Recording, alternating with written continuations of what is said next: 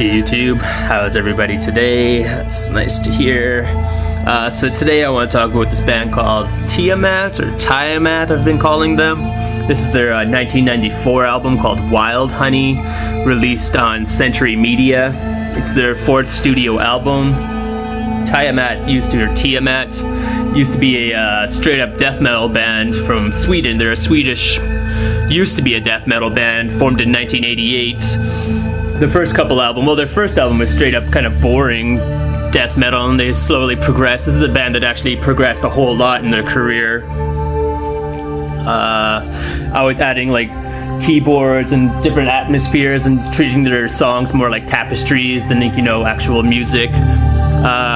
Before this album was released, the lead singer Johan Edlund, he fired everyone in the band but the bass player, because he was really not impressed with the amount of artistic direction the rest of the band had, the amount of growth they were having. So he just hired a bunch of studio session musicians and some producer, and went into the studio and recorded this album, which is barely death metal at all. It's more like progressive, kind of melodic,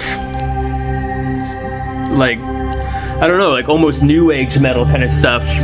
People online are calling it naturecore, but it's really just progressive, barely death metal, with a lot of gothic elements, like keyboards and songs about nature. There are aggressive areas on this album where there's lumbering, crunching riffs, and Johan will be singing in this kind of, this death voice, kind of growl, raspy voice, but for the most part he sings in this kind of crooning, whispering kind of voice, where he also sometimes does spoken word. But the music on here is very lush, a lot of harmony, a lot of melody, lots of classical guitar areas, played like acoustic guitars as chimes and bells, and kind of female backup singing where they just croon and do that whole kind of operatic, kind of soaring kind of vocals. I think a lot of hardcore metal fans will say this music's a little light or a little soft, and they'd be right too. There's a lot of soft. It's very much so a metal album with a lot of soft areas. Like I said, it's a lot of atmosphere. A lot of bloggers online are comparing this to bands like King Crimson, or if Pink Floyd is a death metal band, this is what they'd be like. These guys really set the tone for future bands like this that want to focus more on acoustic sounds and have a lot of lush, plush harmonies and atmosphere on here, like bands like The Gathering and Opeth and Celestial Season. Some people online are saying this album is really revolutionary and stuff like that.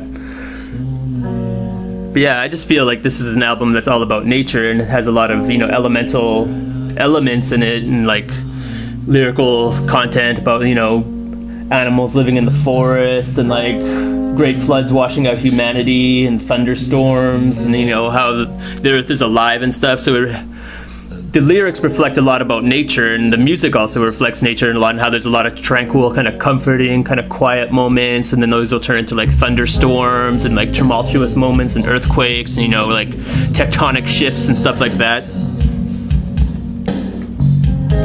So yeah, it's also just for all the pretty beautiful moments that are on here, there's just as many oppressive and dangerous moments. There's an underlying sense of tension throughout the album, but there's also lots of areas where you find this kind of sense of relief and stuff. This is an album full of cool dynamic, I guess you could say. The whole album flows together really well. The songs transitions are barely noticeable, basically because they're all tied together by these instrumental sections, which I think are one of the highlights of the album, just how they can have all these beautiful sounding just instrumentals. If there's acoustic guitars and something that sounds like a harp, and just soft singing and stuff like that. And he also do environmental sounds. You'll hear raindrops and crunching leaves and thunderstorms, and water flowing in a river, have areas like that.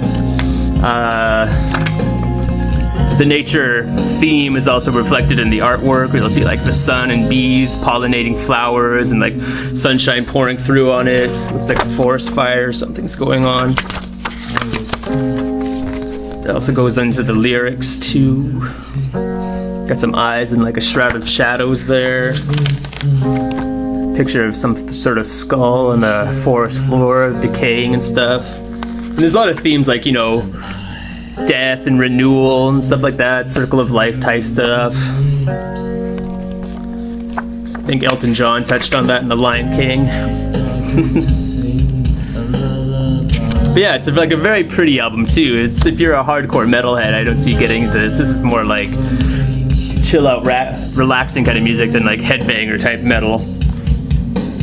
And yeah, like I said, Tiamat's a band that progresses a lot in their career, and like the album after this that came out after, called A Deeper Kind of Slumber, is actually my favorite album by then.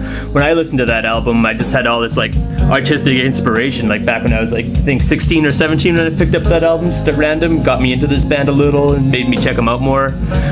These guys' more recent stuff hasn't been nearly as good as their 90s material. They went into this really kind of overly gothic, kind of like, I don't know, like techno metal kind of area. I don't know how to describe it, but this album is really good. Like I said, lots of plush melodies and, you know, lush harmonies. Everything's played to like skillful simplicity. There's not a lot of that, you know, technical skill here. There's no like mathcore or math rock going on. Just like very simply strummed guitars. Like there are like subtle complexities in the music and stuff, just in the dynamics and stuff. But for the most part, it's just like this, you know, just really like soft sounding, atmospheric, progressive, barely death metal. Like some people online are saying it's symphonic, but there's not really any symphony on here. But yeah, it's just a really pretty album. Tiamat, Wildhoney, released in 1994 on Century Media. Check it out if you just wanted to get into some, I guess, Pink Floyd-esque death metal. I don't know.